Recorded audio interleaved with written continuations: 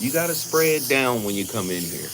It's important. Everybody hit that like button, hit the like button, hit the like, share, subscribe. It's important that you spray it down. It's been a whole day of talking, spittle coming out of people's mouths.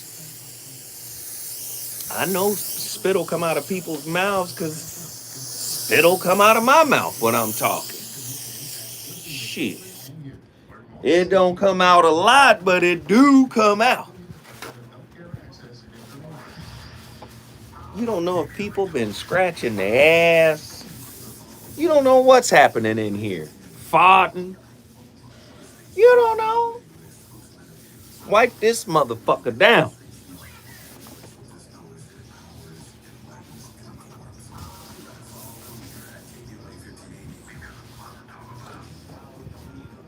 Look at that. Shit dirty as hell.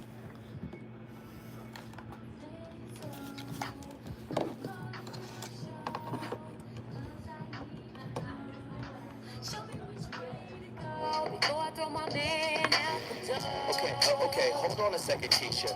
Just let me ask Ronald exactly what's going on because it takes two to tango, and I need to hit his side of the story.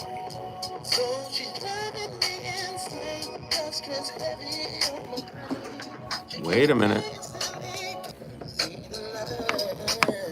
Sorry.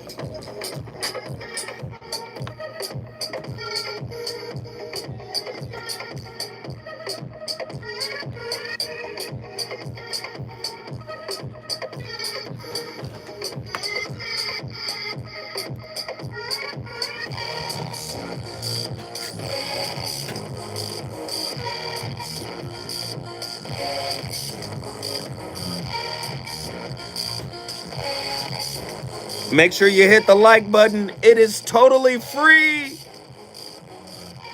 It's free to like.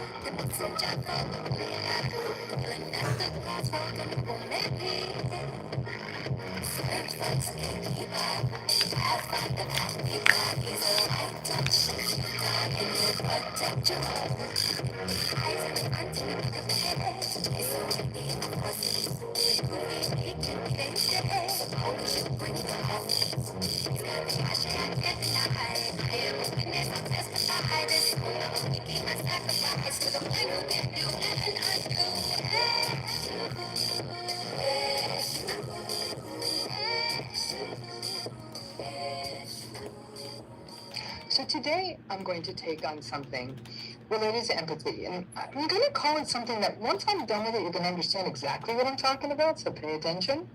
I'm going to talk about something called performative empathy. As you listen to this video, I'd love it if you could drop in the video notes. You're like, oh my goodness, I know what she's talking about. Maybe throw a few examples if you feel comfortable. But I think some of you are going to really, really get this when I talk about this. It's something more and more clients have been bringing to my attention, and I thought, well, let me share this with you so we can actually have the word for what's happening in these relationships. Let's talk about this idea of performative empathy. So let's start by talking about empathy. Empathy is the pivot, right, on which this entire narcissism thing turns, isn't it? The absence of empathy, or at least the very inconsistent nature of the empathy, is why narcissism and narcissists really aren't made for any kind of close relationships.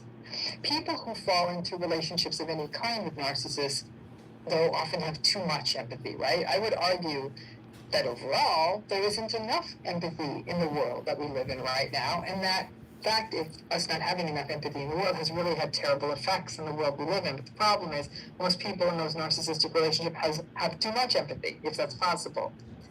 Yet the narcissistic folks walk around the world believing that they are so empathic, and other people actually believe it. And why is that? How is it that the least empathic people in the world have managed to trick other people into believing that they are empathic and that they themselves, the narcissists, actually believe that they are empathic? How the hell did that happen? How the hell? Well, it comes down to something I'm calling performative empathy, or Mm. you can call it empathy light. Mm. Narcissistic folks are really good at doing things that can sometimes look to the world as being nice and empathic when there is an audience. This is the kind of person who makes a great ceremony out of helping an older person across the street when lots of people are watching, or loudly offers to take out the trash at a dinner party, or rescues a bird and posts it on Nextdoor and social media, or keeps bringing parcels of food to an elderly neighbor, or brings home lots of takeout for everyone. And even all of you are thinking, Dr. Romany, damn, you are cynical, girl. That seems empathic. Aren't those things empathic? Is it? Let's take that apart. Empathy is meant to be consistent. So that bird rescuer, or that food bringer over, or that trash taker outer, after the people leave the dinner party, or when they are alone with their family or with their employees, the real question is, how do they behave then? Are they empathic then without an audience? If the very same person who is nursing that little bird with an eyedropper is able to be invalidating and raging and demeaning and abusing the people close to them, I'm sorry, then that's just empathy for display. That on display empathy, that's what we call performative empathy. Performative empathy can also come out in behaviors like gift giving. Narcissistic people can actually be really great gift givers. The gifts are really wrapped nicely, they come at the right time, they're actually right on point, they're given with great ceremony. It can sometimes feel really gross to get these gifts. Because if after a person has treated you so badly and left you confused or consistently flaked on you and then shows up with a gift, it's sort of like pouring concrete on that trauma bond. Lots of people get really thrown off by this gift giving.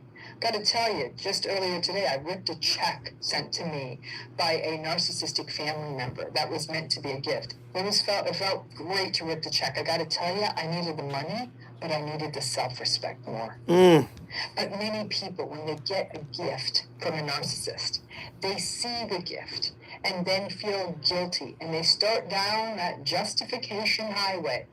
Oh, I don't know, it's a nice gift. Maybe they aren't so bad, or maybe. Man, I got a birthday gift last year from somebody that was close to me. And the little note in the gift was the most hallmark, impersonal note I have ever gotten with regards to notes in a gift. It felt cold, it felt performative, it felt empty. It did not feel like it was coming from a genuine space. And it was a birthday gift that I received last year. Listen, man. Zoe, let me tell you something about me. I am exceedingly serious about this show. You know, a lot of people look at this show as entertainment. You know, oh, it's a relationship show. Anybody can talk about relationships. Sure. You know, relationship shows always do well. Yeah. No, this is my life's work.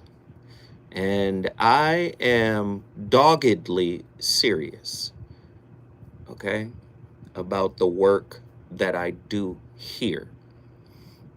I sit down, but before I sit down, it's been a whole day of planning and structuring what I want to talk about and the point that I want to make. And all of it is coming from a heartfelt space. I feel, and I felt this way for many years now, since I've been in radio. I feel this is my calling, to use whatever knowledge, regardless of how fragmented it might be, but to use my knowledge, my wisdom and understanding that I've accumulated and gleaned over many lifetimes to positively affect and change people. I don't come on here to entertain, which is evidenced by the rarity of me basing my topics off of what's going on in the media. Oh, you going to talk about this? You going to talk about that? You know, I may mention it, but it won't be centered on the news cycle, right? I'm really trying my best to get us to look inward. And I'm going to tell you, I look inward every day, and I am content, I am frightened, I am pleased, and I am concerned by what I discover in myself every day. And these topics, they mean so much to me. If you're not getting something from these topics, then, you know, it's not your fault. I have to build more rapport. I have to do a better job. But this topic today hits home in such a real way.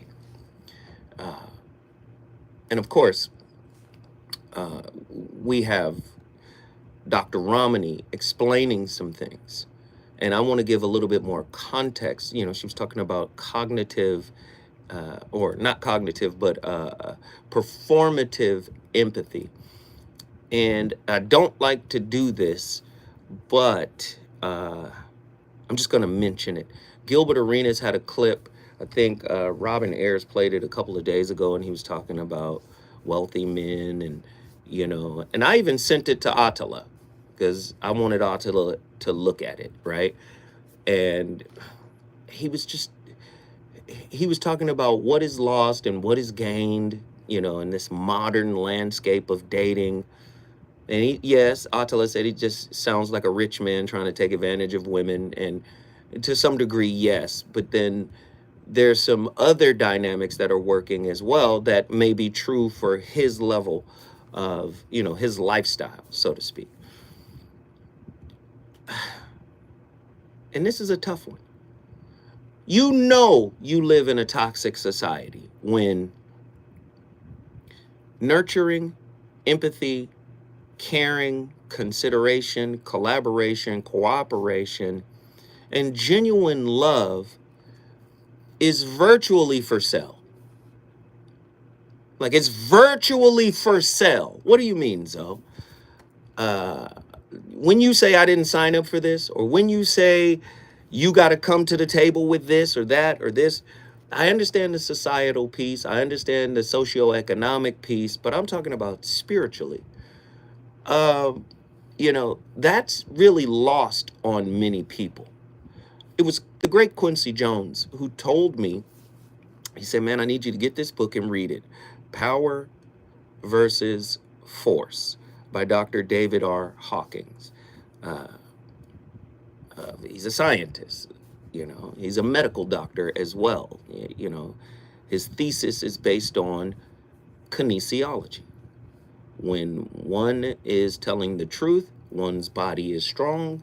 When one is lying, one's body is weak.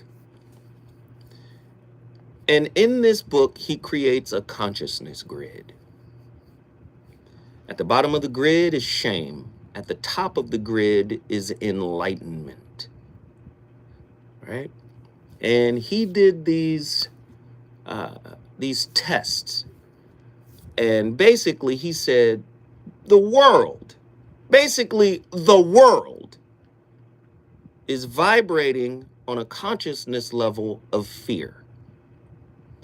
And this is a numbered system. Shame is 20, enlightenment is 700 to 1,000. He said, basically, we're just a little bit past grief. That's where everybody is vibrating consciously, right?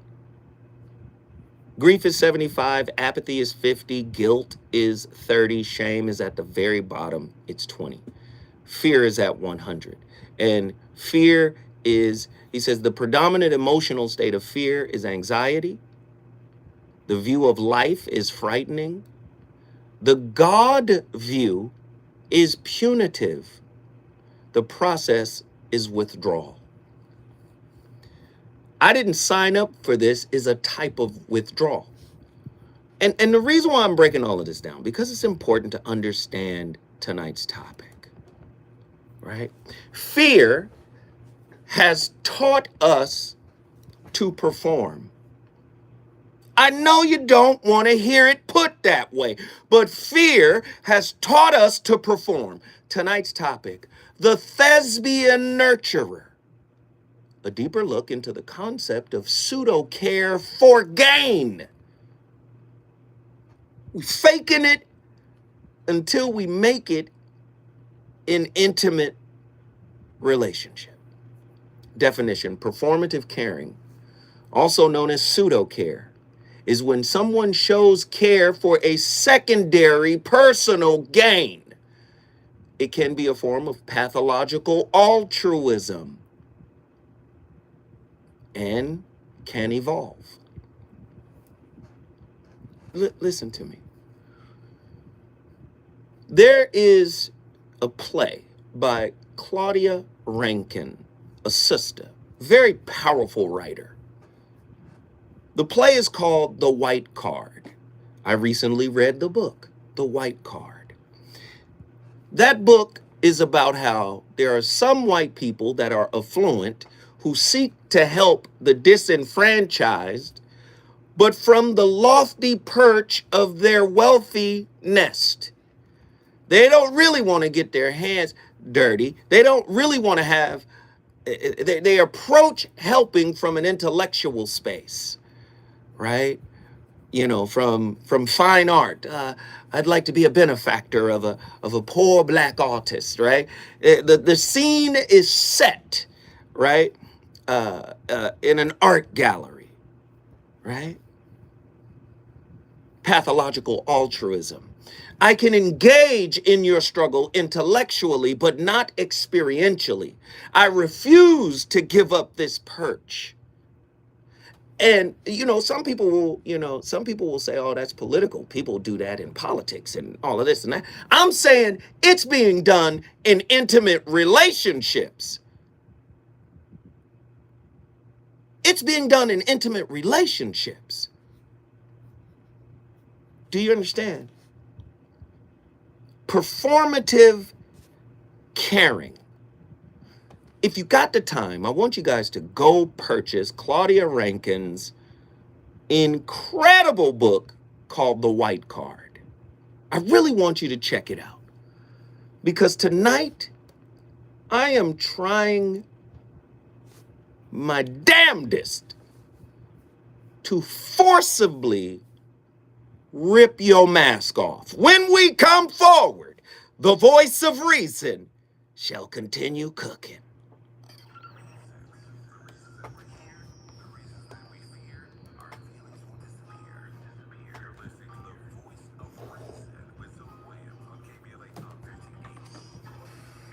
We interrupt our program to bring you this important message. Pardon the interruption. It's me, Tabby Smiley, here to remind you that we are now... Hey, let's go. Let's go.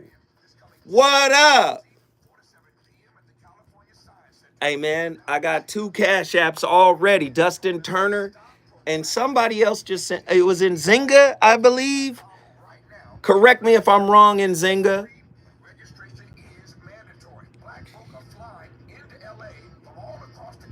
I couldn't take the day off.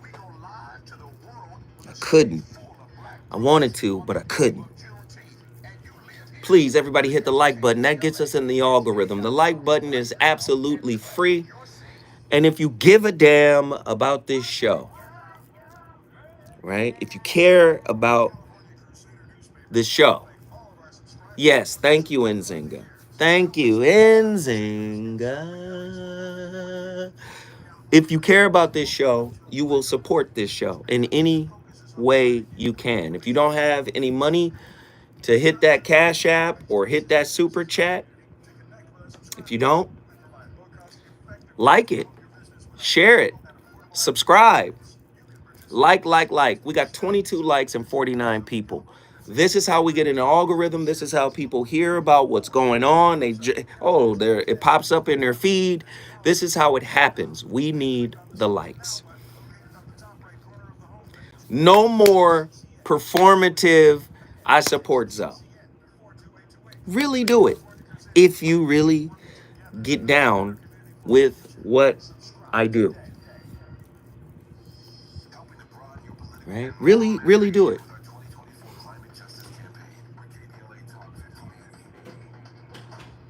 Floyd House Flicks.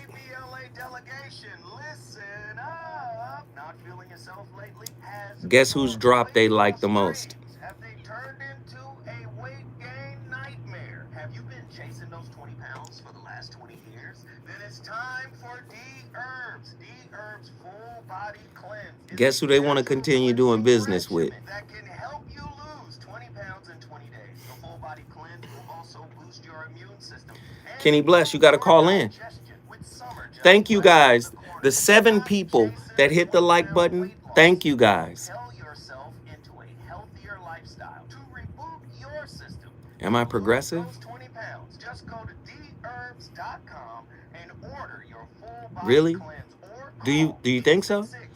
Do I present as progressive? I'm just asking you. What are your thoughts? Dherbs.com. Experience healing. No, I'm just asking. I really want to know.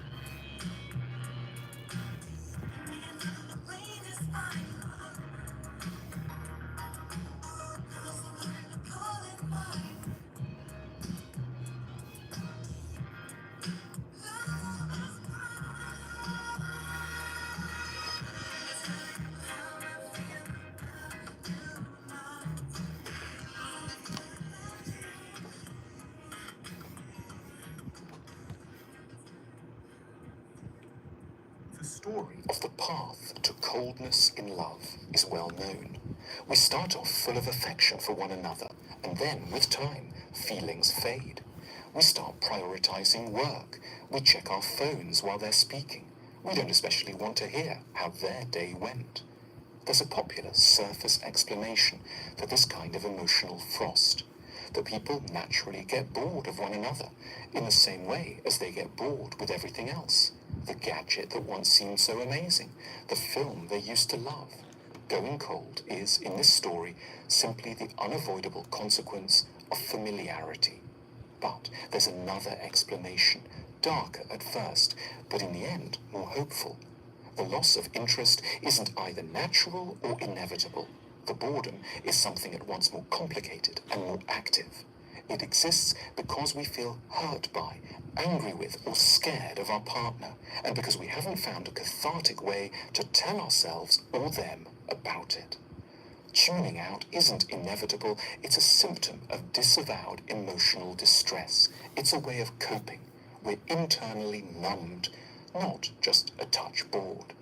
This can sound strange. After all, we might have no active sense that our partner has been hurting, angering, or frightening us. The idea appears laughable or extreme. It makes our partners sound like monsters or ourselves like weaklings, neither of which is true. But the self that loves within a relationship is not the normal adult self we know from other zones of our lives. We may mostly be hugely resourceful and resilient, but the person who loves is an infinitely more vulnerable being.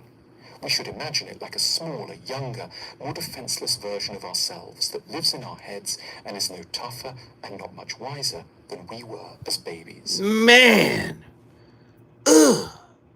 Tonight's topic: the Thespian nurturer, a deeper look into the concept of pseudo-care for gain.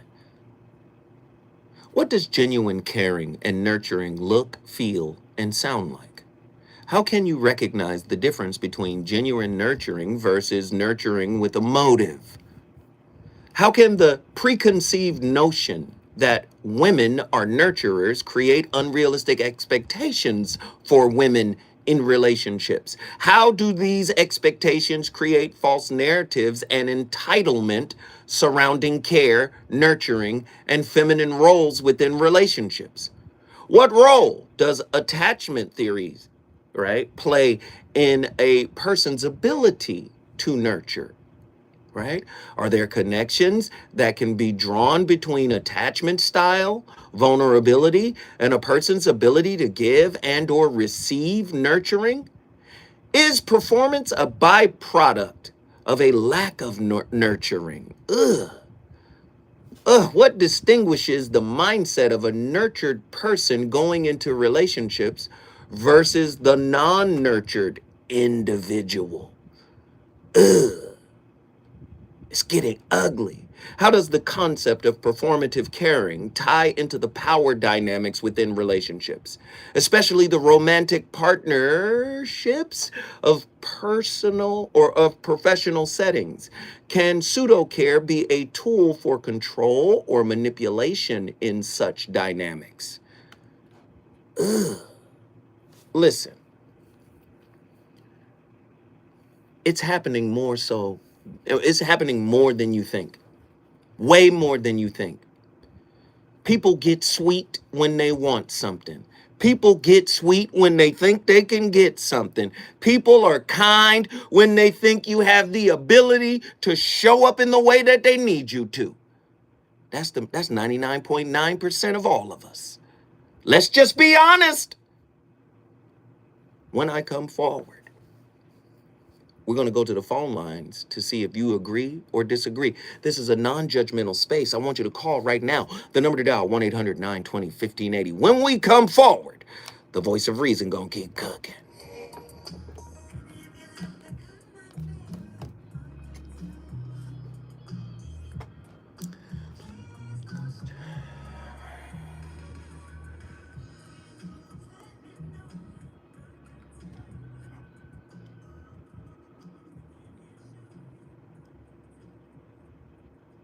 My whole customer service voice comes on.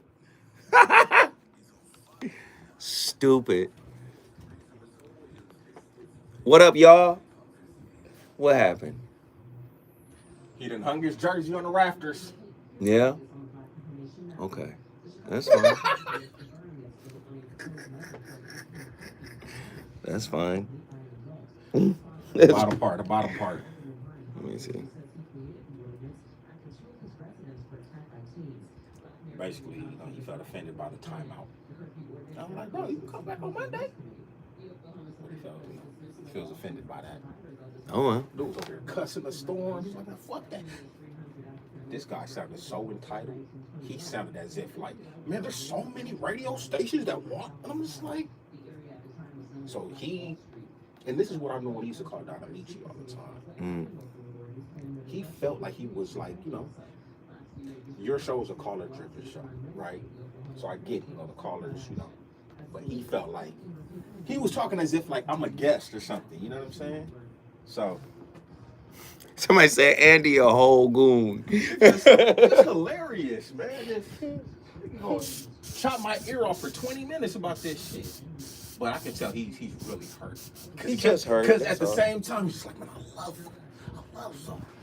I just can't, because he was like, I listen back to the to the shows. I'm like, oh, so in my mind, I'm like, are you listening back to see if when he calls in, if it's the same show where you play a Jordan Peterson clip. Right. He didn't say it, but I was like, I'm putting two and two. It's all right, man. It's love. He'll be fine. And that's what I'm thinking too, because he kept on, he said it at least 20 times. I love Zoe. I love Zoe. I love Zoe. So that's why I was laughing. I was like, bro, you butt hurt right now, homie. Like, That's chill all. out, nigga. Just a little hurt. That's okay. He'll be fine. Just don't call in here tripping. That's my only thing. Don't call in here tripping. You good, but don't call in here tripping.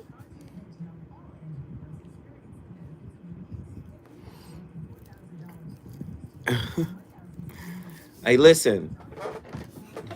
Y'all know the routine. We got 4 minutes, well, actually 3 minutes left on this break. This is the break where you guys go to the Cash App and support. I'm just asking that you guys drop $5. Whoever's interested in doing so, please do so tonight. I would appreciate whatever you can do. Doesn't have to be $5. It's whatever you got to spare. And if you don't have it to spare, that's fine. Hit the like button, hit the share button. It's all good. It is all good. But support, support, support. Moderators are putting my Cash App in.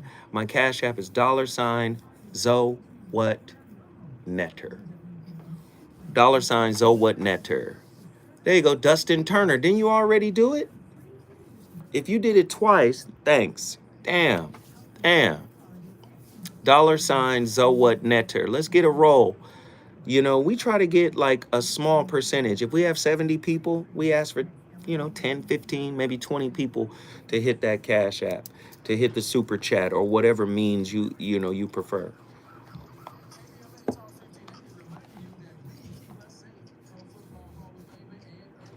Hey, Dustin, really appreciate it. More? I'm about to mute this motherfucker. Like, just leave it alone. You said what you said. You over here still messaging your boy, man. Chill.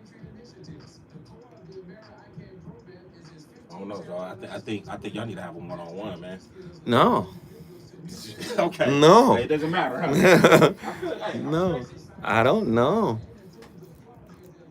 No.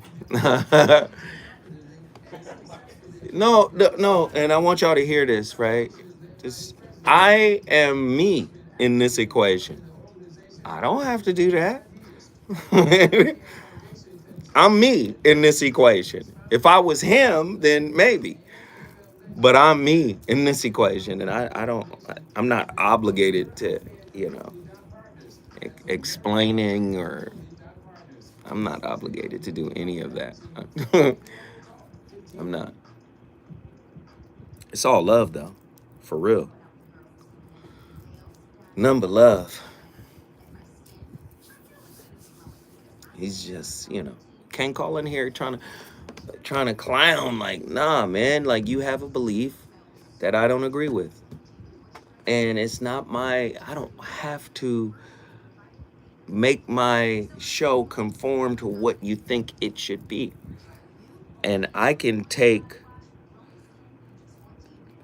some bullshit, or I could take a message that's coming from a fucked up person, but if the message is golden, I could take that message and utilize it for the higher good of, everybody involved. Now, if you can't see past whatever prejudices you may have or biases you may have, that's not on me. I explained to him once, and that's it. And I didn't have to do that.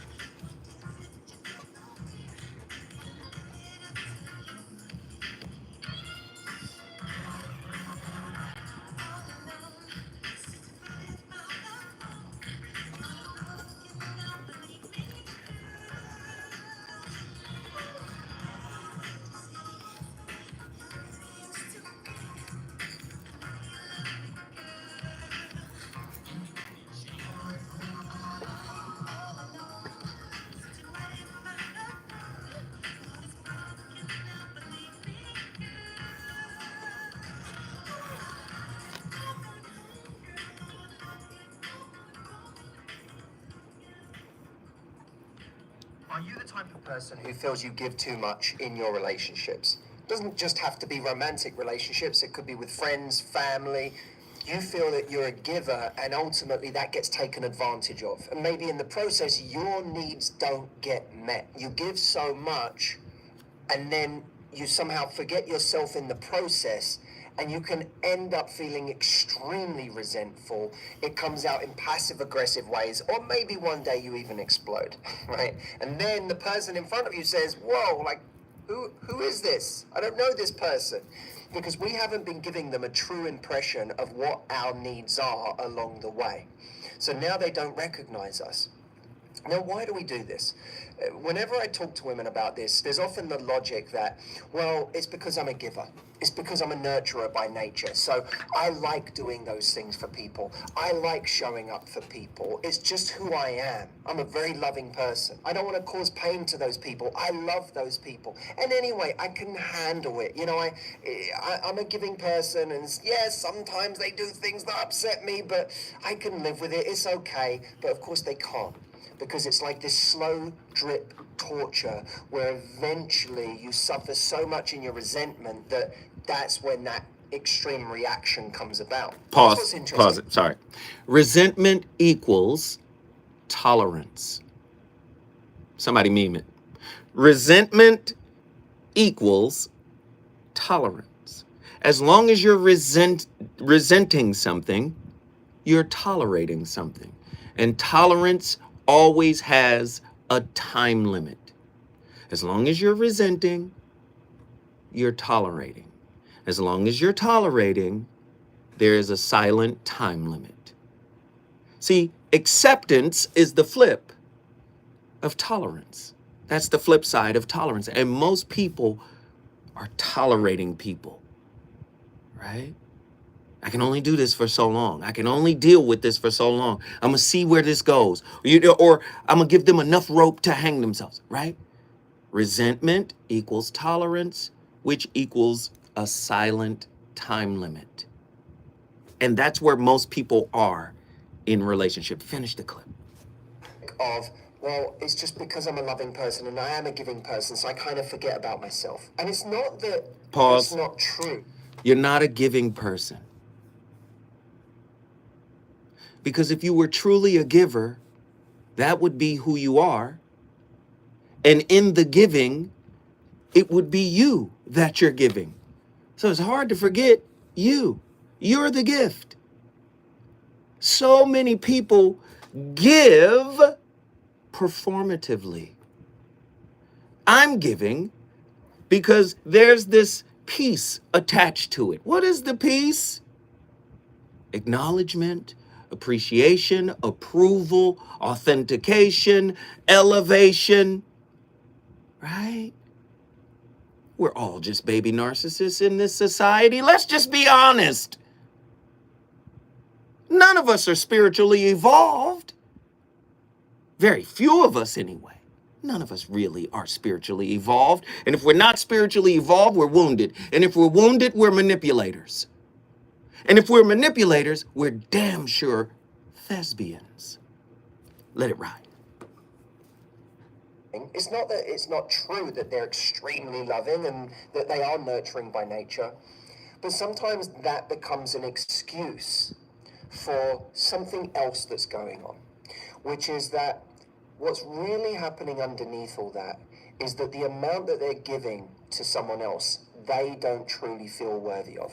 Ooh. They are worried Ooh. that if they suddenly start asking for what they need, that this person will leave them. This person won't like them as much. This person will decide that they're not worth the trouble. And so they hold back these needs. Come on, man. Listen, that ain't giving. That's the white glue we used to use, Elmer's, in elementary school. You know that glue can't hold nothing but paper. That's it. That's the only thing that glue is only strong enough to hold paper. And you got to stop using giving as glue. Ooh, so many people are so empty on the inside. Performative sweetness, performative care, performative empathy. They're using it as a glue. This will keep them. This will show them that I am worthy. This will show them that I want them. No, if you're really a giver, you give with no desire to receive. If you really love somebody unconditionally, love does not operate like a boomerang. You don't throw love out there just to get it back. That's transaction. That's intimate investments. I'm talking about real love. You just resonate, you vibrate, you illuminate love. When you get to that level, let me go back. Dr. David R. Hawkins, his consciousness grid. At the very top of the consciousness grid, I want you guys to, it's enlightenment. I want you to go back to the book, Power versus Force. He has a consciousness grid. At the bottom of the grid is shame. It's operating at the number 20. That's what he said, the conscious level, the vibratory conscious level, the psychological conscious level. Shame, the predominant emotional state is humiliation. The view of life is miserable. The God view is despising when you're in the consciousness of shame. The process is elimination. Now let's go all the way up to love. Love is at 500. The predominant emotional state is reverence, gratitude, thankful, appreciative, reverence. The view of life is benign. The God view is loving, and the process is revelation. Do you know how few people are operating at this level of consciousness and swear they love their partner? Really, they down back here at fear. They're down here at fear at 100. The energetic log is 100, predominant state anxiety. That's where most people are. If I perform for you, you'll stay. If I perform for you, you'll acknowledge me. You'll approve of me. You'll appreciate me. In a world where authenticity is often blurred by performative gestures and hidden agendas, the concept of pseudo-care or performative nurturing raises important questions about the genuine nature of human relationships, drawing upon the insights of various experts. You already know who they are. Krishnamurti, Dr. David R. Hawkins, Robert Anton Wilson, Babette Rothschild, Ross Rosenberg, Wayne Dyer, Paramahansa Yogananda, and Sri Yukteswar. We're going to delve into that. Genuine nurturing is characterized by unconditional love, empathy, and compassion. Most people don't have empathy for themselves. Most people are not self-compassionate. So how can they give without this gnawing desire to receive? You're a liar. You're a love liar. You're an empathy liar. You're a compassion liar. You perform it because you want it back because it doesn't exist in you. I know you don't want to hear it put that way, but Zoe Williams want to talk the truth tonight. And when we come forward, I shall continue flambeing that. Hey! More voice of reason with Zoe Williams. When we come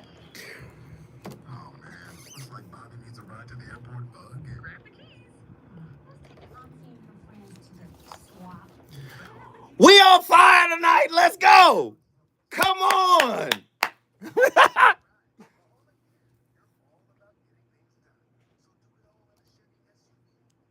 Y'all scared to call in now? What happened? Are y'all, wait, y'all scared to call in? This is tough love coming from Zoe tonight.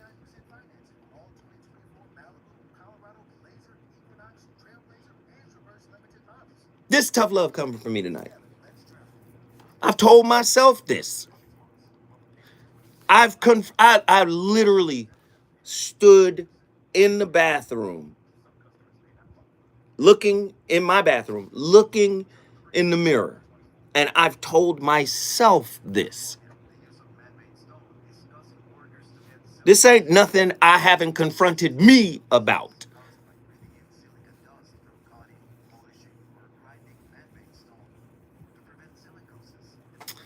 Coming soon, the Relationship ER masterclass with Zoe Williams. We're still testing out the link to make sure that the pay link is good. Listen, we got 74,000 subscribers. I need damn near all of those subscribers to show up.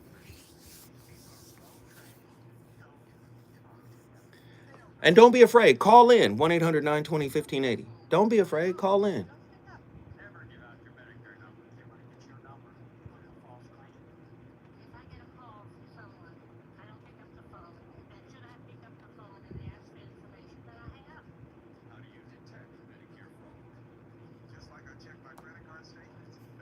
That link will be available soon.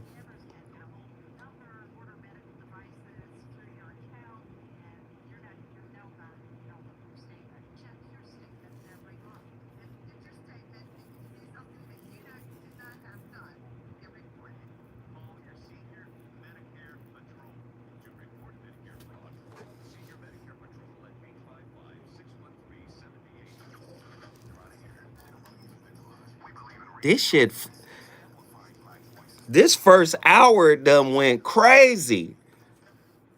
Like that?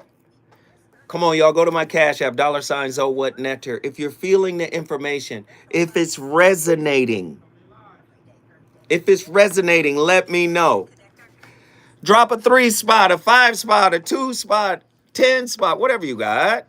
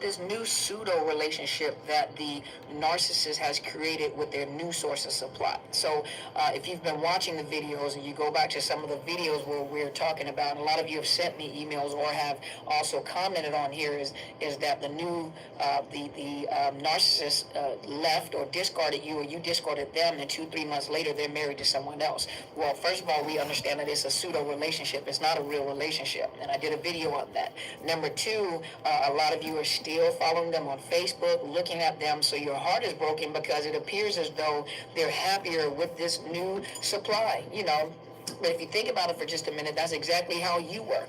And you have to think that, number one, some of you guys were the secondary source supply, and so the old supply was looking at you the same way, as if you were more happier, or that the narcissist was happier with you, and you were so happy, you were so elated because you were being love bombed, and only to find out in the relationship, which didn't take long for some of the masks to fall off, that you were with a monster.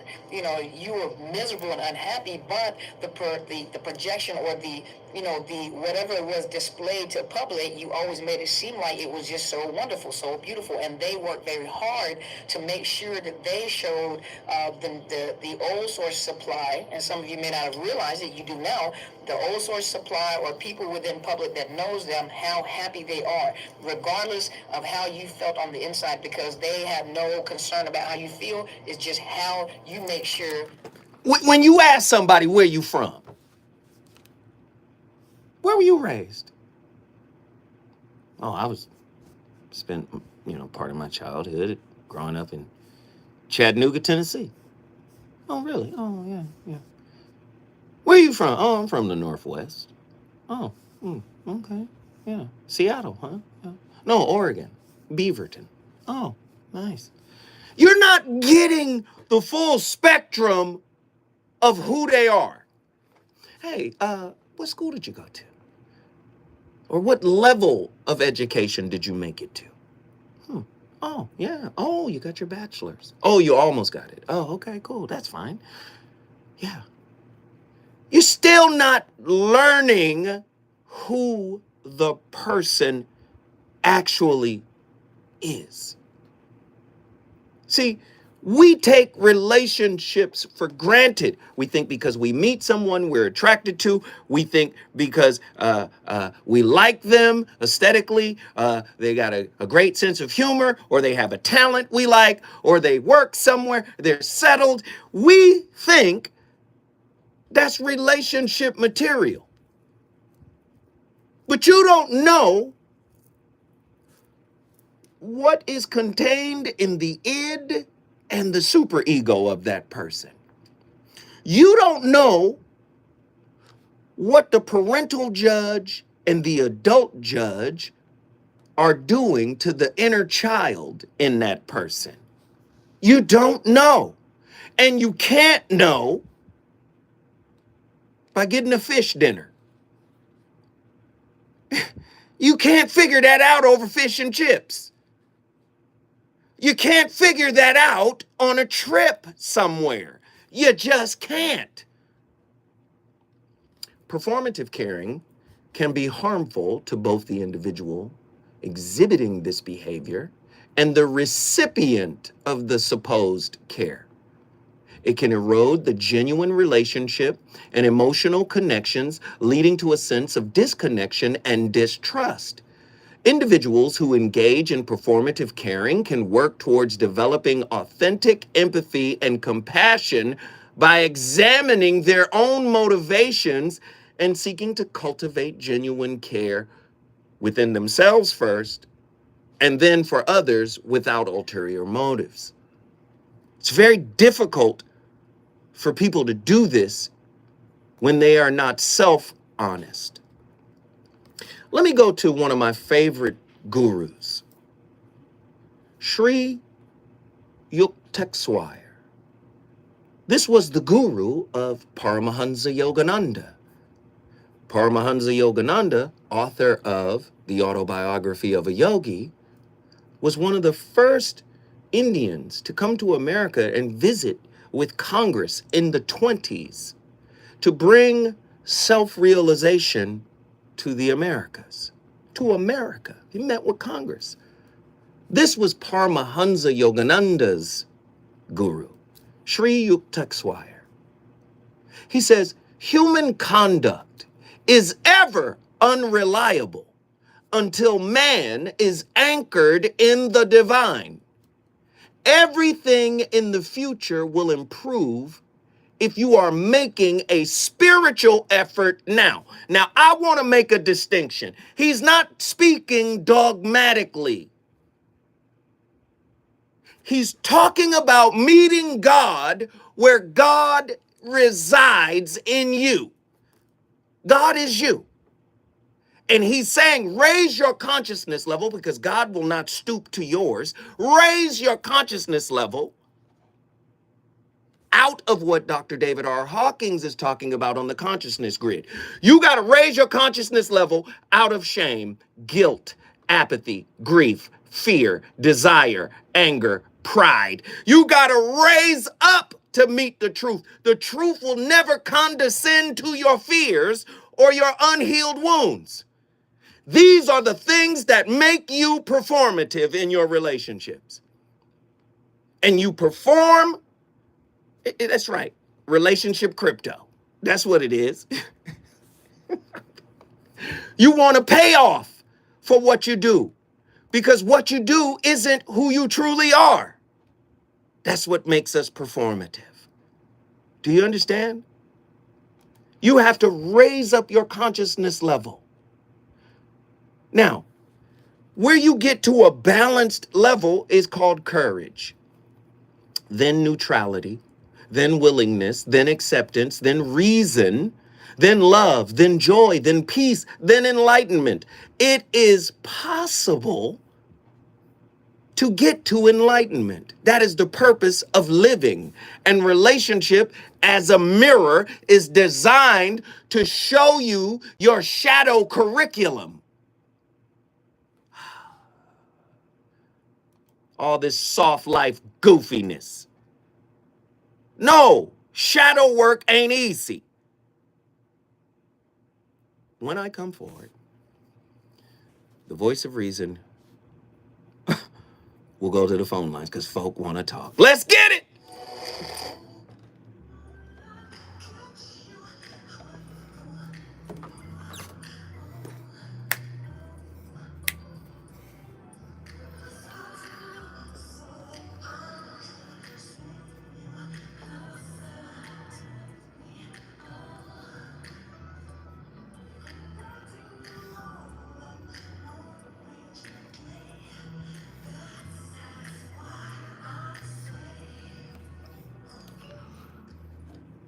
Hey, y'all got to call in. 1-800-920-1580. Y'all got to call in, call in, call in, call in. 1-800-920-1580. And listen, we got 3 Cash Apps in the first hour. Come on, where's the support? Hit us on that Cash App or hit us on that Super Chat. What up, Hustle Habit? You just getting in here, man. That first hour, that was one of them ones. That was one of them ones. He said, Zoe preaching tonight. No, I'm just trying to clear things up for people because many people think this way. And it's like, nobody's making room for a human. Nobody wants to date a human.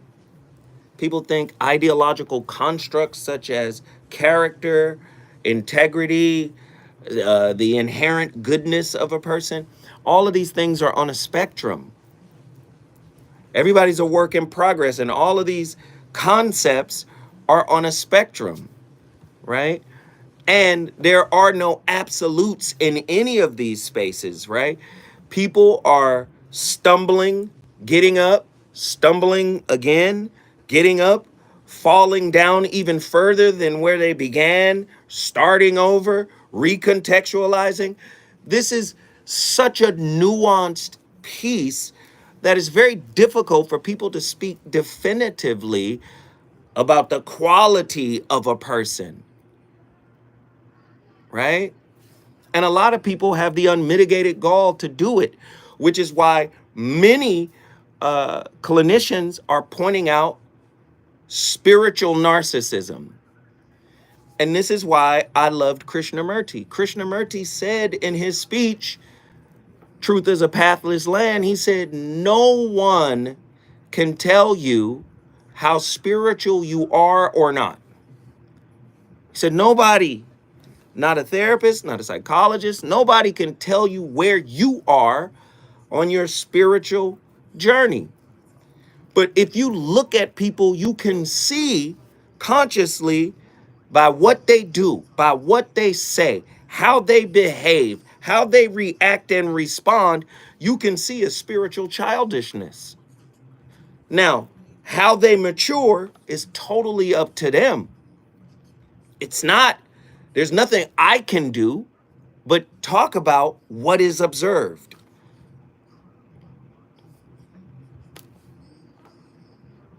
Interesting shit. Everybody hit that like button. Show your love.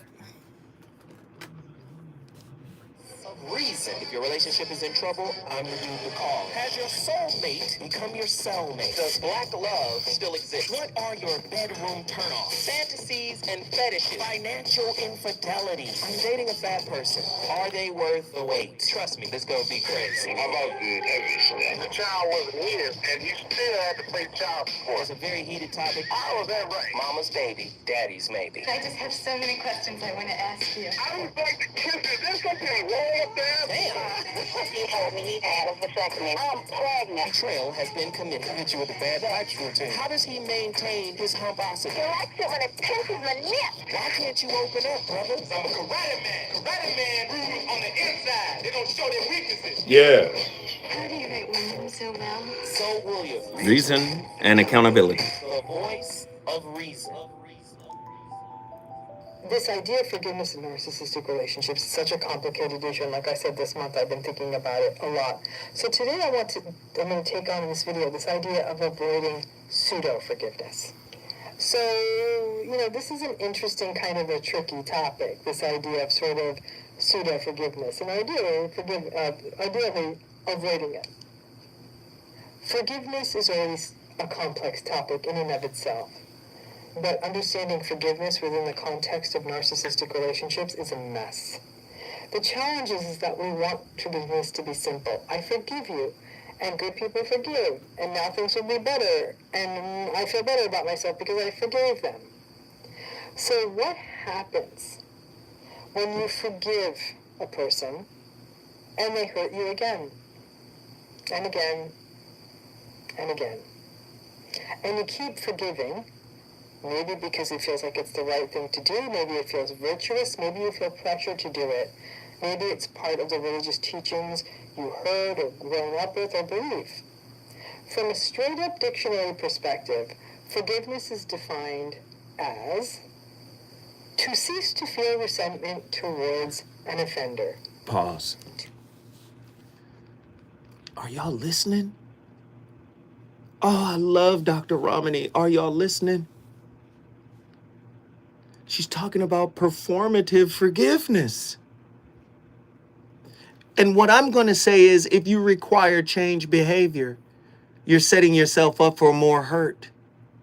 Forgiveness is just like empathy or care or nurturing.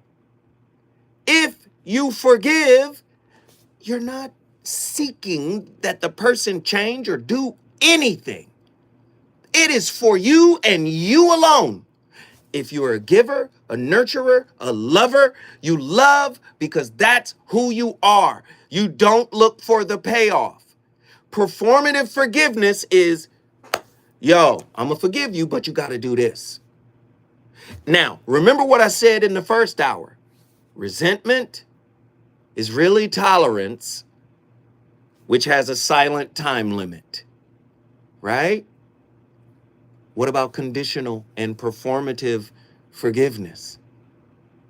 You say you forgive. How many people done told you they forgave you and still bring the mess up?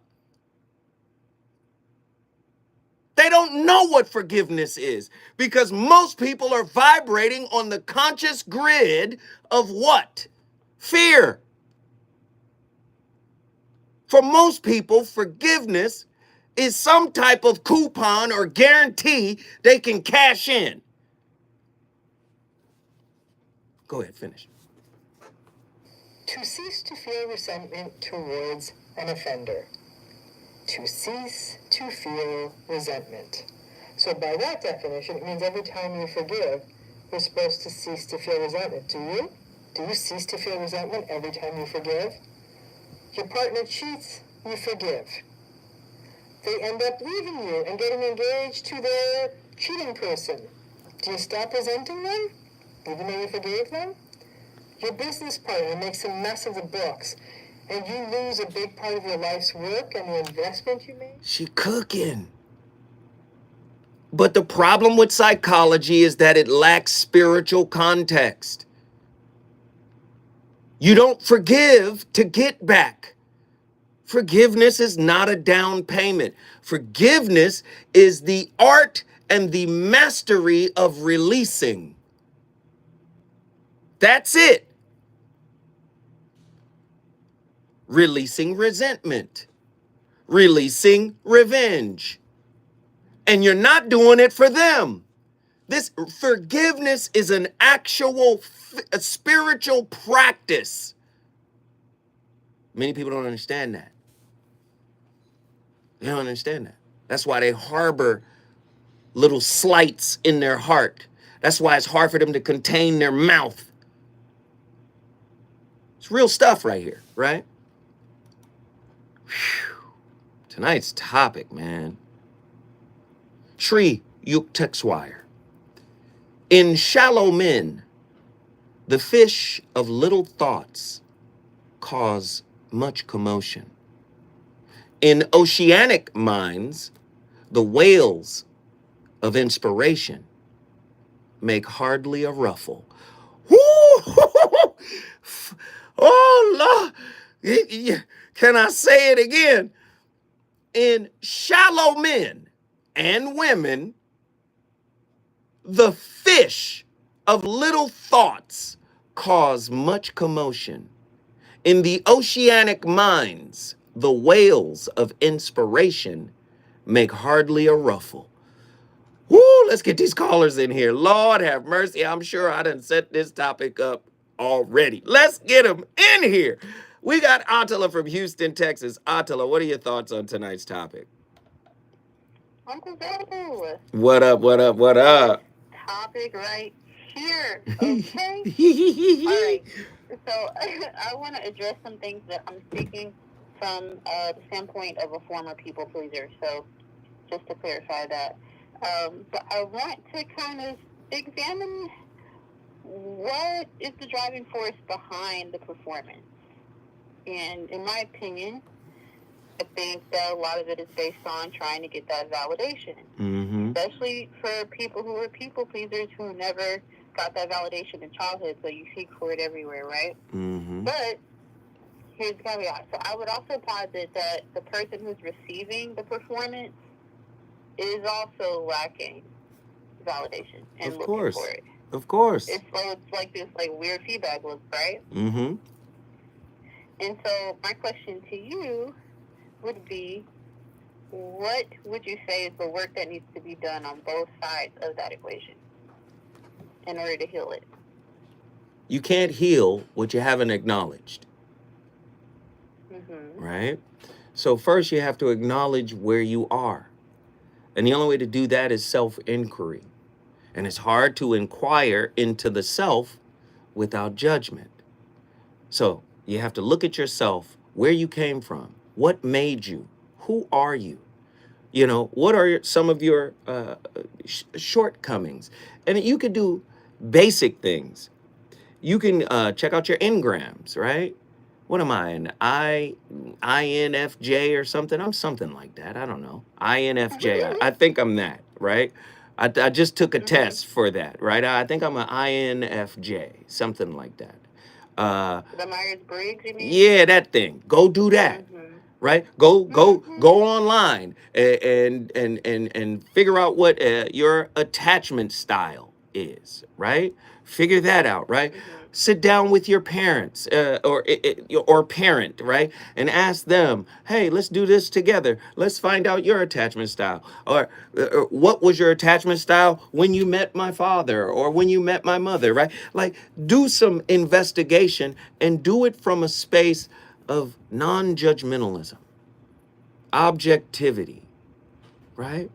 And then take it a step further. Hey, you know what? I've discovered all of this information about me on my own. Why don't I just go sit down with a therapist and really dig deep? Right? See, that sounds good. That sounds good. But let me tell you, I know it's scary. That a lot of people, it's scary because a lot of times people are okay with the crumbs from the master's table, right? Like that's cool with them. So you have to convince yourself that you're worth more than those crumbs. So until that happens, there is no leaving that situation, right? That little bit of validation that you get is enough. I think part of that is due to the dopamine receptors and things like that in our brains, right? You could talk about it scientifically if you like. But I think on a spiritual tip, what it really is that you're spiritually malnourished. Well, let me just say this. You're right to a certain degree. The person who subsists on crumbs, they're also eating resentment. And resentment equals tolerance. And tolerance equals the silent time limit. So even that person who's used to eating crumbs will eventually rise up. And when they rise up, they're going to rise up from a toxic space. They're going to up level to master manipulator to get more from the master's table. Do you see? This tends to happen. Do you see? Absolutely. Go ahead. Finish your thought. Yes. Yes. So I guess what I want to say to that, though, the idea of the master manipulation, right?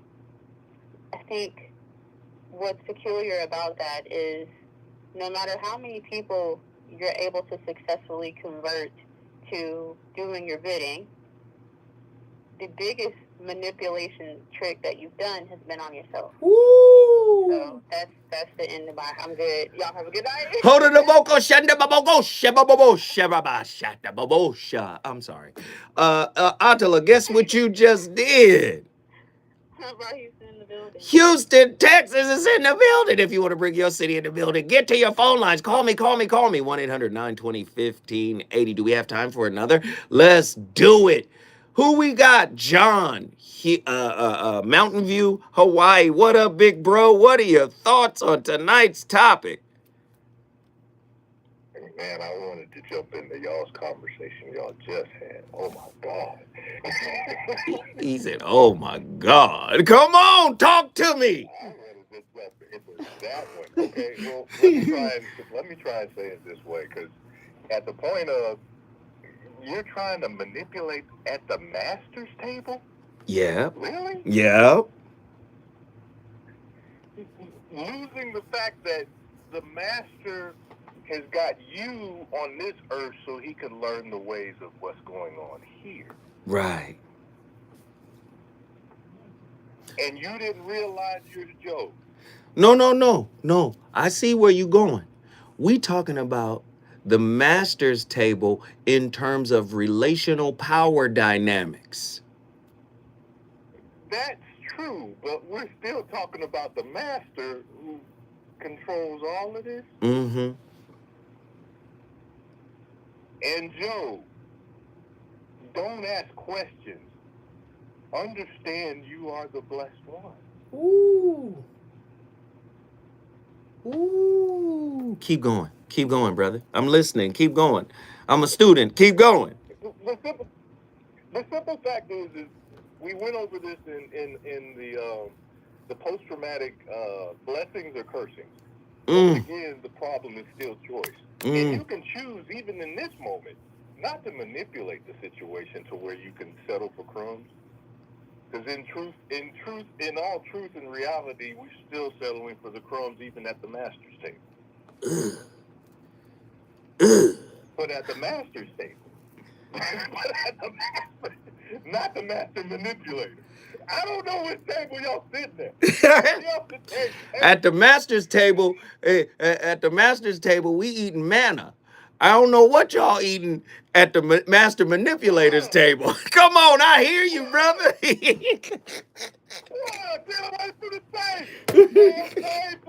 Serving for one, please.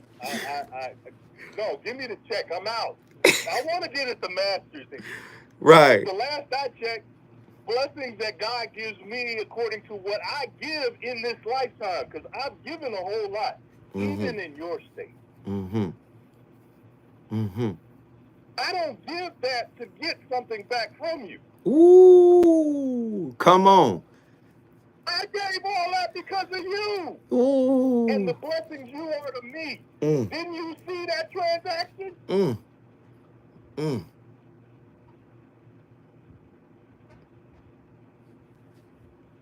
You're not going to get no argument out of me, John. If you miss the blessing, I'm trying to demonstrate that in front of everybody.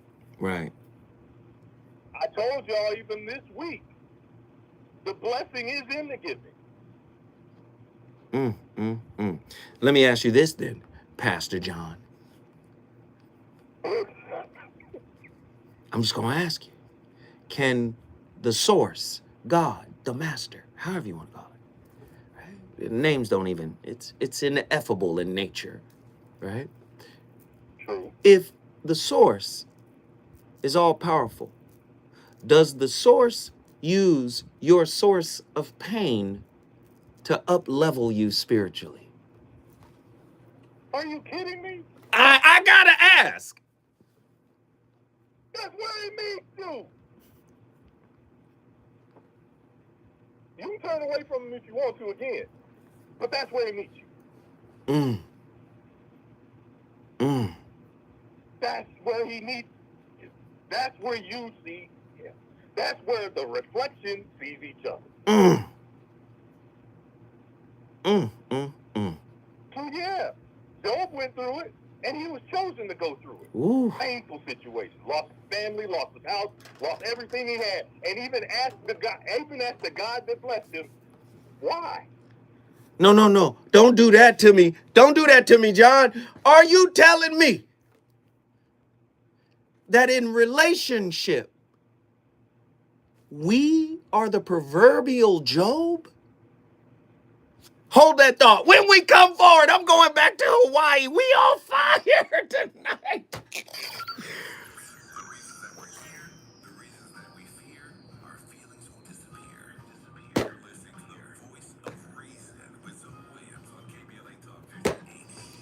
Woo! John is out of control. Yo.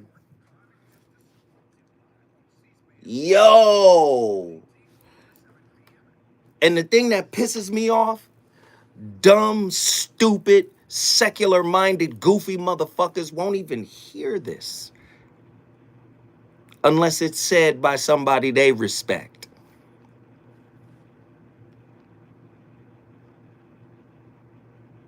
Dogmatic-minded, spiritually narcissistic. They'll take offense to words. He cursed. I use words to curse. God uses plagues to curse. Wouldn't you rather be cursed by a word than a plague?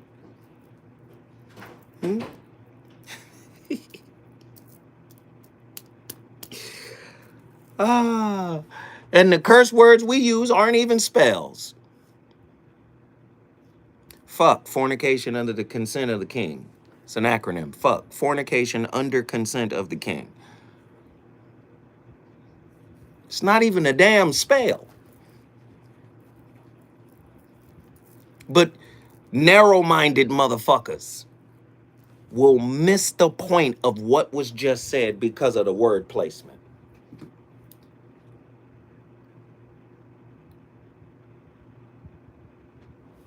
Your relationship is designed for you to play the role of Job. That is crazy. Whew. That is crazy. Wow.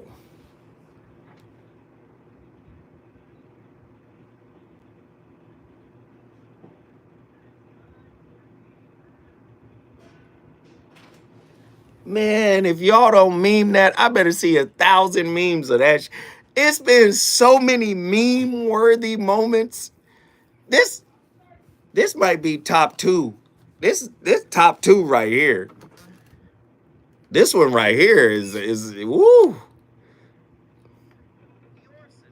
This one different. Where y'all putting this one?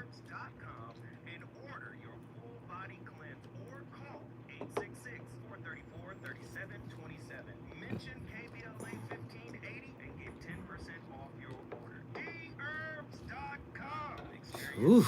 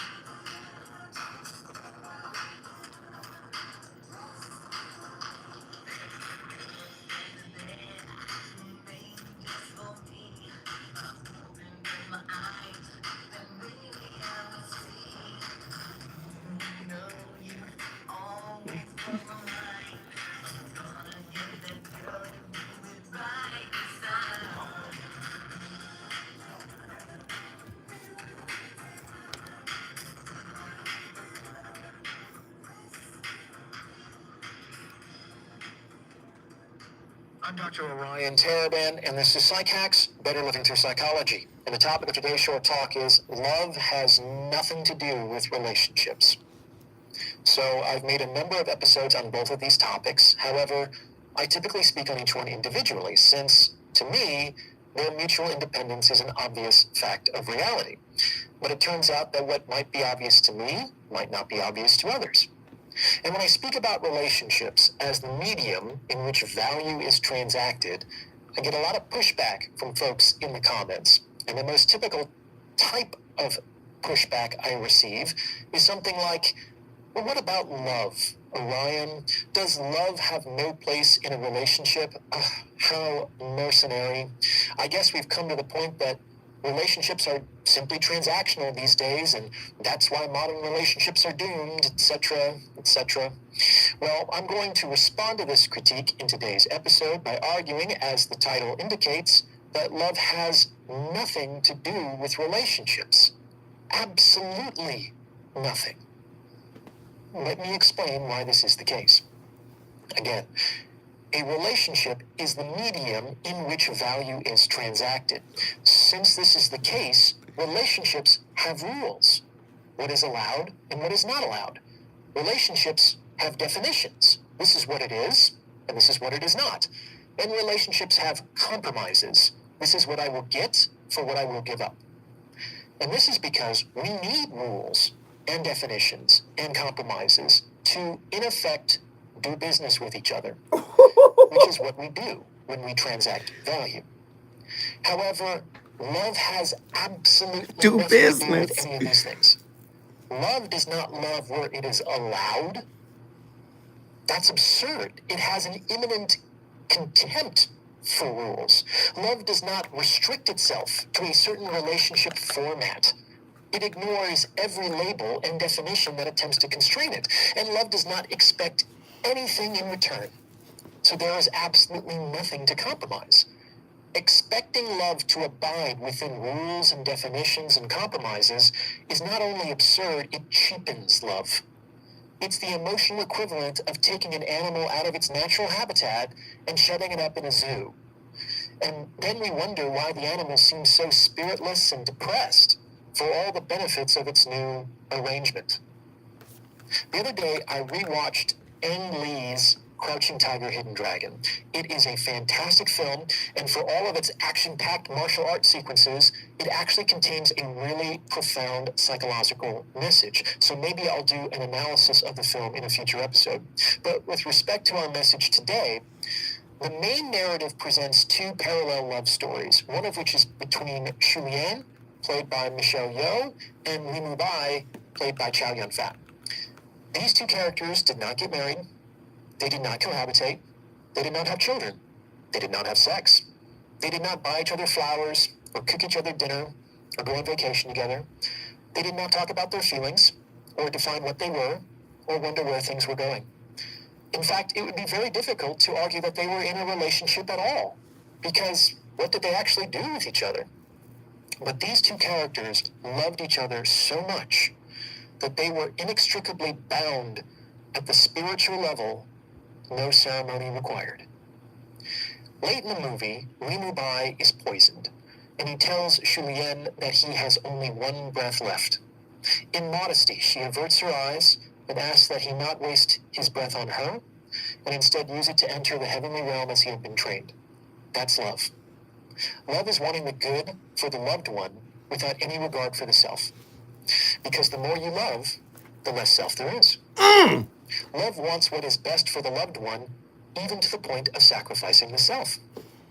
And Li Mubai replies that he would rather walk the earth as a ghost by Shu Lian's side than enter heaven without her. That's love. Love wants nothing but, in humility, if possible, to remain in the presence of the loved one. Everything else that you can get from someone else is worthless junk by comparison. Love wants only to remain in the presence of the loved one, but is willing to sacrifice even that. Orion is in there. I had to play the whole clip. Do you know how few people experience that level of love he's talking about? We got so many fear-based expectations and conditions, and we're more in love or attached to our ideas and the image and who we think our partner should be to our wounds than we are at the level of what he was explaining. He didn't say unconditional love wasn't enough. He said ain't no place for it in modern day relationships. Why? Because we're social robots. And where there is robotics, there is a lack of spirit. Ask AI. When we come forward, I'm going back to my brother John. Let's go.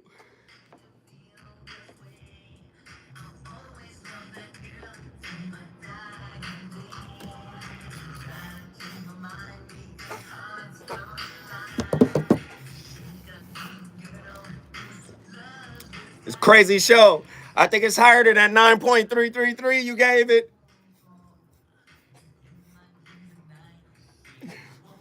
I think it's higher than that. This one of them ones.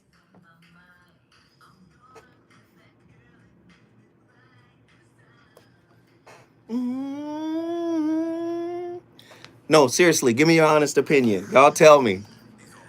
Y'all give me your honest opinion. What do y'all think of the nice show?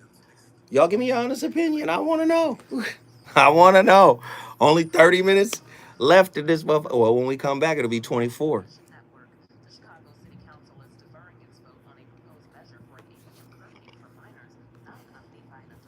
Seriously, I want to know. What do y'all think?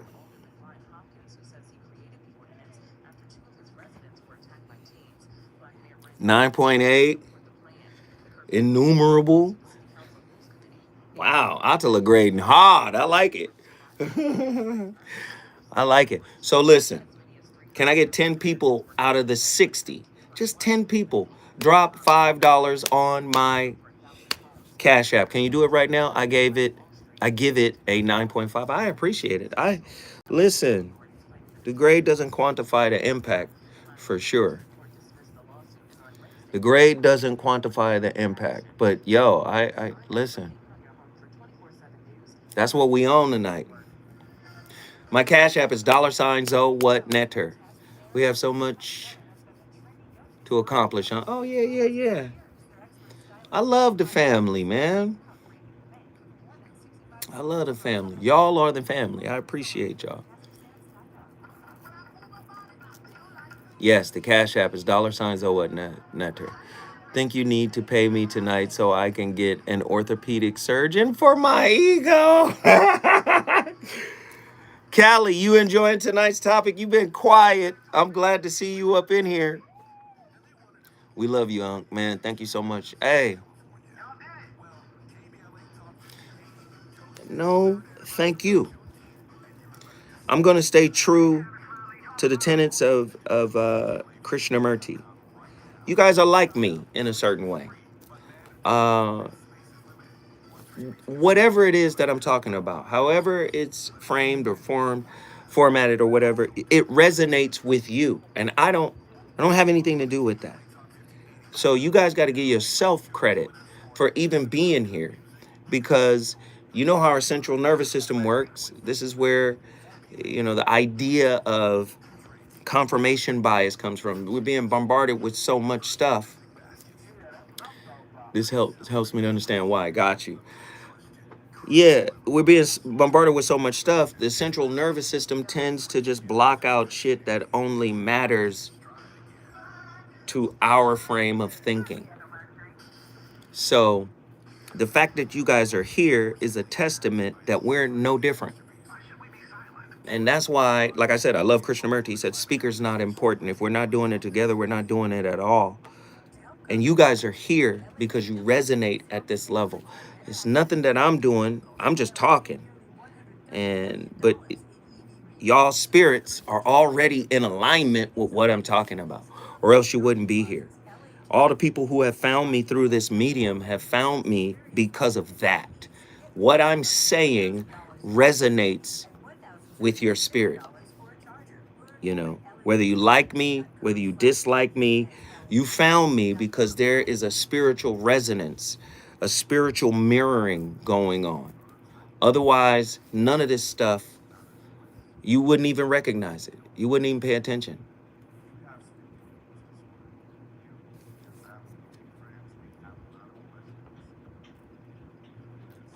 Ubuntu.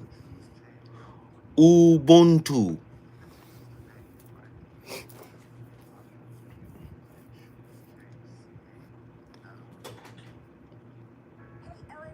Yo, this shit is lit tonight, though. This is, yeesh.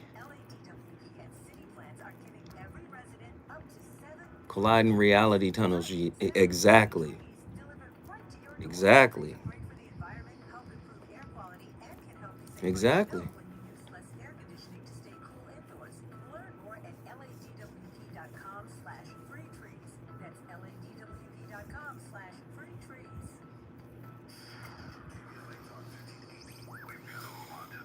We got $5 in an hour in, what is it? In 95 minutes. We got $5 on the super chat. It's okay. It's okay. It's okay. I just hope you guys show up for my masterclass. We're going to be dropping that link really soon. I hope you guys sign up for my masterclass. You know, for people signing up, I'm going to, I might be doing some deals. I might be doing free book giveaways. I might be doing a few things. So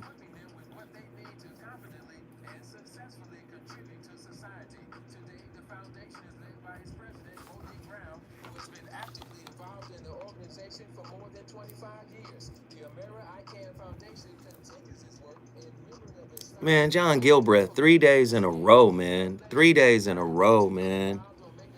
That shit's crazy. 3 days in a row. Thank you, brother. Can everybody at least hit the like button for the brother dropping the 50 spot on the super chat? Can everybody at least like his donation? It's free to like. Like that man's donation. Can y'all do that for me?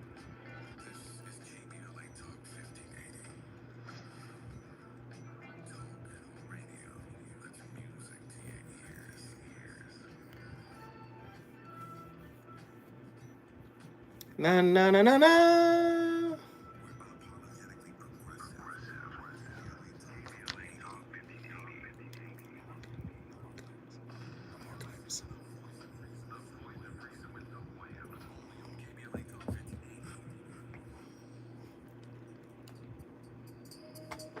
No. Hold on.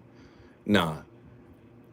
No. This is a great record, but can't nobody do this record like Roberta Flack. So turn this man off. He's better doing his record. No. Play right here. He better see. I love Al B. This was a light skin. You know what I'm saying? This was, hey, this right here though.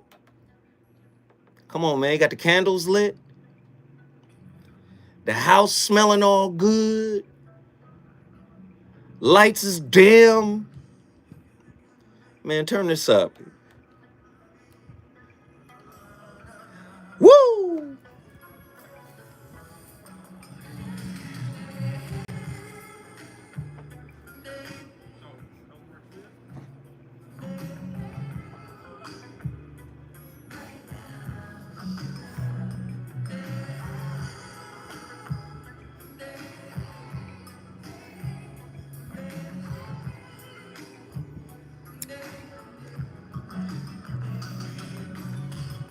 I'm having a good time, baby. Spreading my love around. You can always get me going up and down.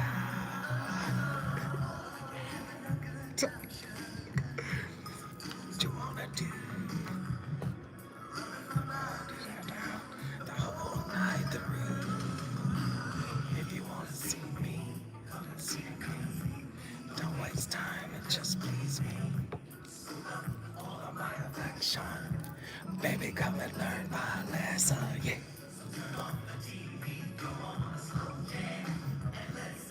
Let's get busy. All of my affection. You feeling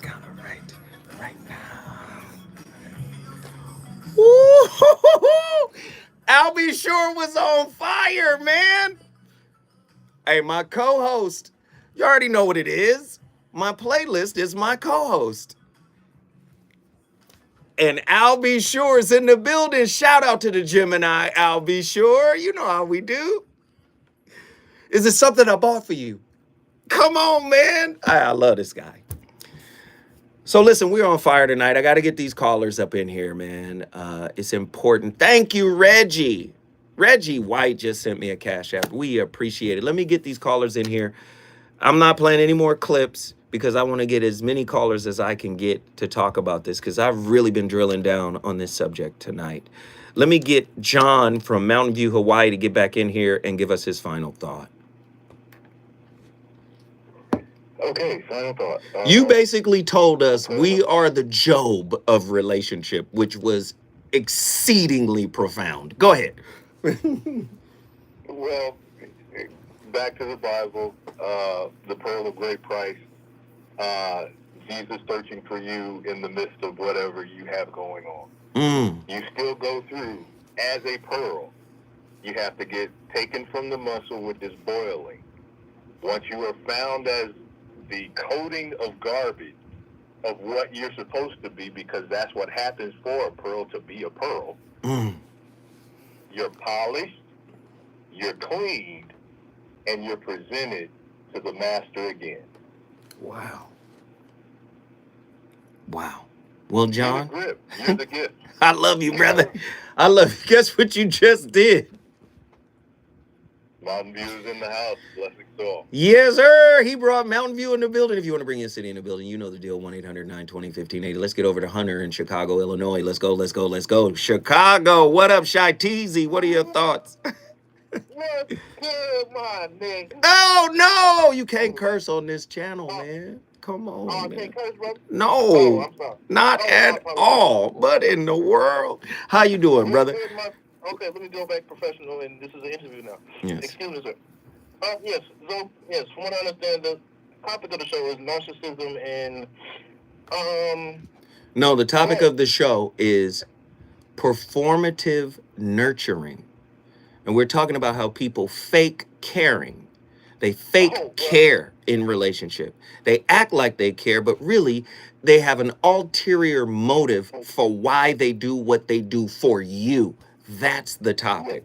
And you can be yourself, Hunter. well, this is quite an interesting topic.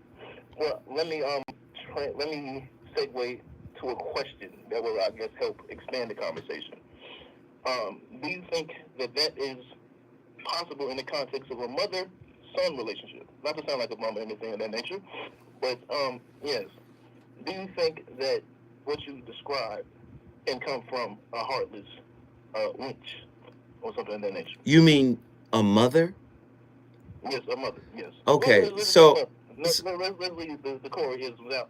Okay, like I'm saying, like your mom. Okay, because listen, bro, I feel like I got to give you a little, just tutor you a little bit. This is terrestrial radio. This ain't Sirius XM. This is the radio you listen to in your car. Ain't no cussing, ain't none of that.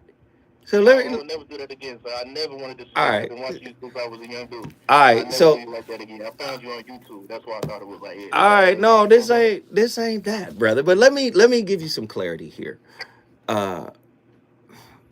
Attachment styles. No, the way you framed it, it was hella hood, but that's okay. What he's talking about is attachment theory. Sure, your mother could be, or your father, not just your mother, your parents, your primary caregiver. It could be your mother, it could be someone else. Whoever you were in the presence of when you were a child, being raised by them, you modeled their behavior. And if they were toxic or maladaptive in any way, as a child, you pick that up. So there's 3 maladaptive attachment styles. You got anxious preoccupied. That's the one with the worthiness wound. Somebody who wants to be acknowledged, somebody who wants to be approved of, someone who's the chaser, that chaser energy. Where are you going? That's the anxious energy. You get that from your primary caregiver. Then you have the dismissive avoidant. Dismissive avoidant, same, a little different in the sense that they learned after being dismissed in terms emotionally, their full emotional range of emotions weren't always accepted. So they learned how to self-nurture or self-soothe for the parts of their emotions that were considered unacceptable. So they got praised for a certain set of emotions, but then derided for another set. So when that happened, they realized, oh, all of my needs can be met by my primary caregiver. So they learned to self-soothe and take care of themselves. They take that attachment style into their adult relationships, like the anxious preoccupied. Then you have the fearful avoidant, which is a combination of the previous two. They have both the anxious worthiness wound and they have the dismissive wound. So it goes back and forth. Goes back and forth. They can be hot and cold. They can want you one second and then not want you the other second. Those children were raised in an environment where they loved and were terrified of their primary caregiver. So the source of the love that I need, I'm also scared of them. That gives you your fearful avoidant. These people are hella reckless. They swing back and forth, up and down, hot and cold, in and out, scared, also clingy at the same time. You see what I'm saying? So these are attachment styles. The attachment styles were created by a British guy by the name of John Bowlby and an American woman by the name of Mary Ainsworth. That's what you're talking about when you ask that question. So yes, and that's just the attachment style. Then there's a layer on top of that. You got personality and then you got disorders. You got mental disorders. So if you're dealing with somebody that has a personality disorder, if you're dealing with somebody, do you see what I'm saying? Do you see what I'm saying? So it could be any combination of things. It could be any combination of things that could produce this. But not every child that is in the environment with someone that has a maladaptive attachment style or a personality disorder will get that. So it's kind of interesting. It's kind of interesting, you see? So you brought up a great question. Go ahead. Can I start to contribute to the show quickly? Yeah. I loved it, brother. And you brought Chicago in the building, Hunter. Thank you, brother. Call in anytime. Just no cursing. And then let me grab, when we come forward, I'm going to slide over to Detroit, Michigan. Detroit, what up, though? In the building when we come forward. Let's get over there.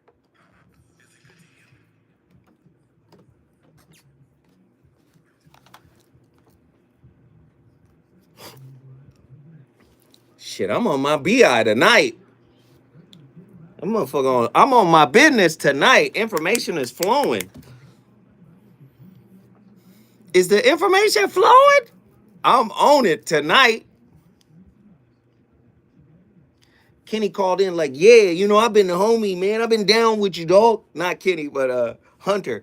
I've been down with you for years, man. Fuck all that. Let me tell you something. You my nigga. I'm like, whoa, hold on. Great call, though. Yo, this is a fire show, man. Fire show. I can't believe Nzinga ain't called in. Oh, and everybody, please shout out Reggie. Reggie sent a cash app. Man, thank you, Reggie. Reggie sent a cash app. Zoe, try decaf. LOL. Seriously, you cooking? No, seriously, I haven't drank anything today other than water. Yeah, I haven't drank anything. No, nothing. Oh, you're right. You're right, Mimi. Earlier this morning, I had a cup of coffee. That's what did it.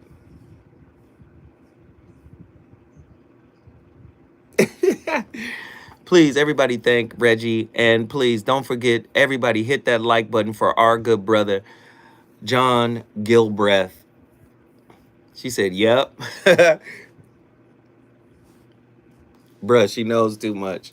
That's realization. I had to think about it like, I did have a cup of coffee today.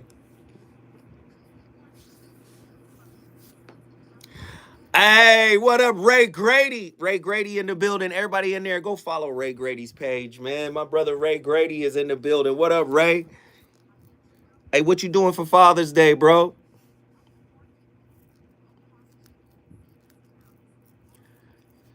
Ray, what you doing for Father's Day, man?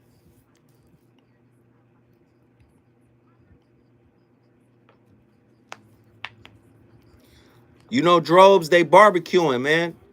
The cigar lounge is barbecuing.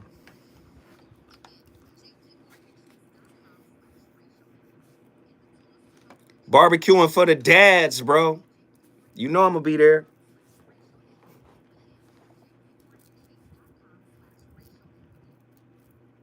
Man, that 50 track was just... More.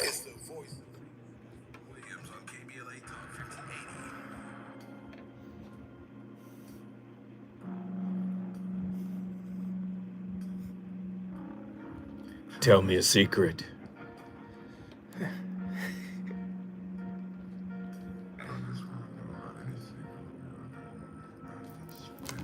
So, you know, it's crazy.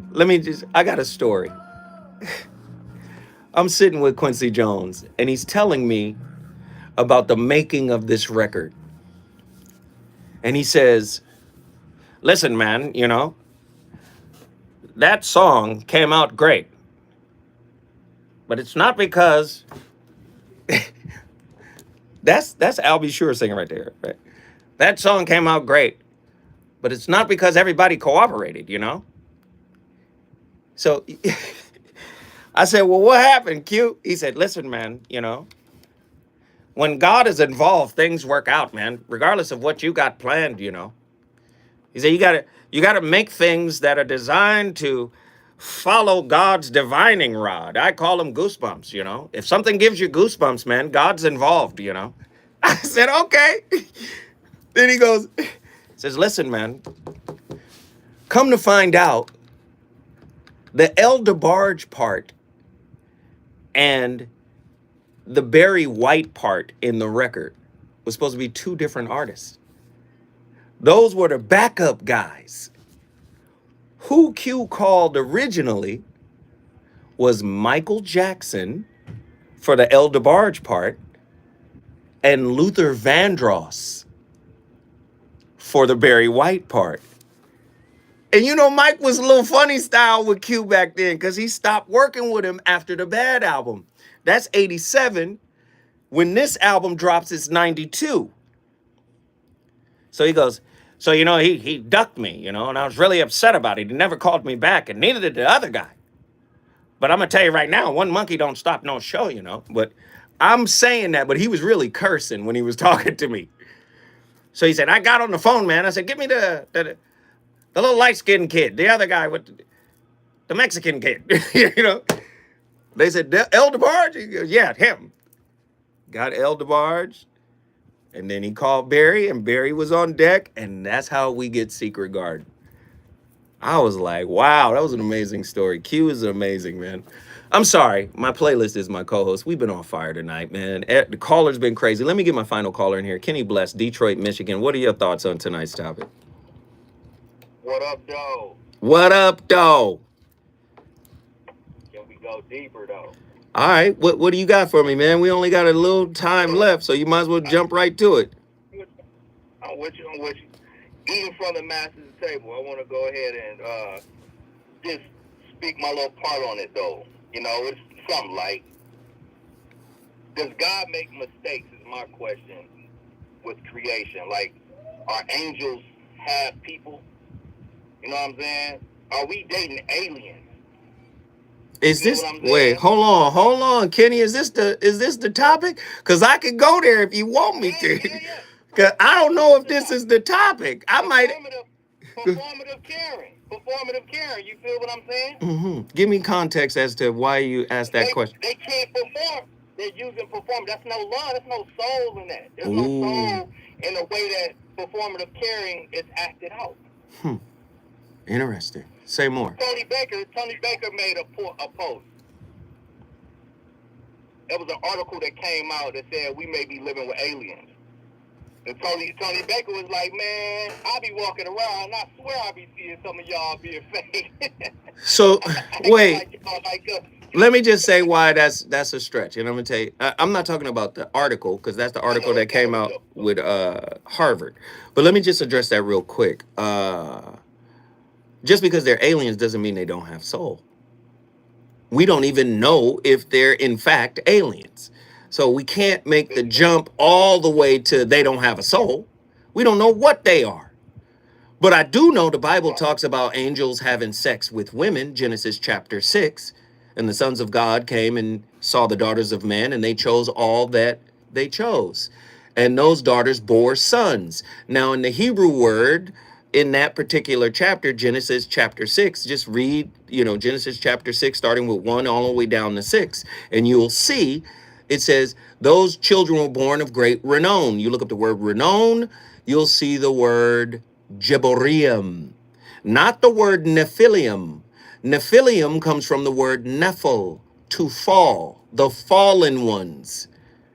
So the children that were born of angel and men, when you look up the word in the Strong's lexicon, right? English lexicon and Hebrew lexicon, you look up the word renown, you'll see the word Gibor, Giborian.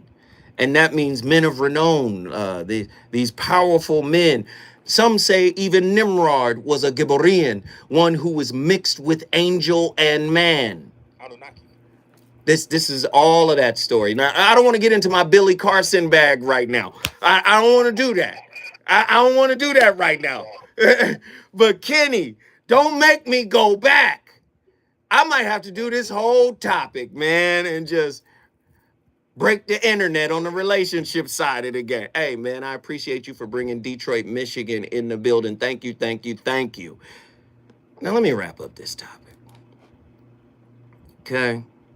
Y'all done pulled me into Billy world. I love Billy, too. I ain't got no hate for Billy. I'm just going to tell you right now, if you're hurt, you're performing. If you're hurt, you're lying. You know how I know? Because my hurt caused me to lie and perform. And there are people out there who gonna act like they've been hurt and they haven't performed or lied. That's a lie. Because lying is a human condition. It's a part of the human condition. People lie all the time. And most of the reason why people lie is to protect themselves. And if you're dealing with somebody with a maladaptive attachment style, that's probably what they had to do in order to protect themselves. And if you look at Carl Jung's work, everybody's wearing a mask. And if you listen to the voice of reason for the last 2 years, you know everybody's a work in progress. And if you're reading Dr. David R. Hawking's work, he'll tell you most people are vibrating at the level of fear, anxiety. This is what Sri Yukteswar had to say. Ordinary love is selfish, darkly rooted in desires and satisfactions. Divine love is without condition, without boundary, without change. The flux of the human heart is gone forever at the transfixing touch of pure love. We don't have pure love because we don't have self-healing, right? Do you know this is a fad? This is an internet fad right now. People are talking about healing and living their best life and yoga and spiritual practices. This is a fad. Because once you really peel your mask off, you're going to see what kind of Linda Blair demon you look like. You're going to see what the dark night of the soul look like. You're going to see all of the hurt you have suppressed and repressed. And it ain't cute. And you ain't gonna feel like sitting on a beach somewhere sipping a Mai Tai. You're not gonna, do you understand? That's what it's an escape. That's why we do these things. To escape the truth. Do you understand? People don't understand it. This is why I say y'all play relationship. If you're not Job in your relationship, you're not working. You're not trying to heal. If you're not Job in your relationship, you're really not trying to heal. You're simply not. Because relationship is designed to reflect your internal personal curriculum back to you. You don't have to agree. Okay? Okay? You don't have to agree. Remember that finding God within yourself will mean the funeral of all your sorrows. Shri Yukteswire. I started the conversation. You finish it. The voice of reason. We on fire. I'll see y'all next week with another group of slappers. The VOR. We out.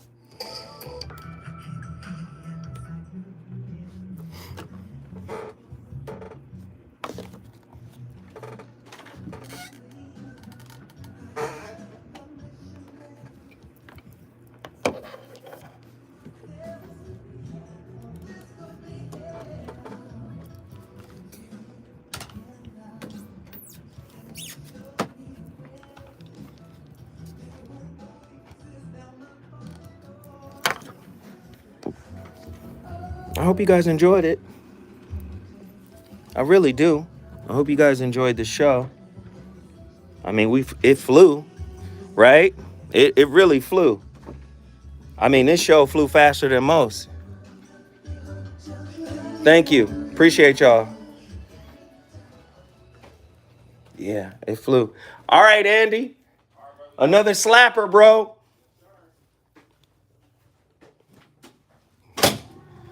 Zoe Williams, VOR, man. I think that was the best show of the year.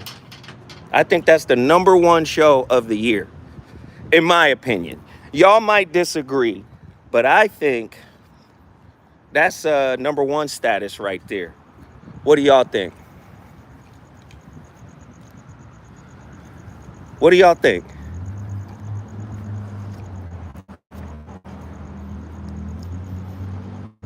Y'all have ideas?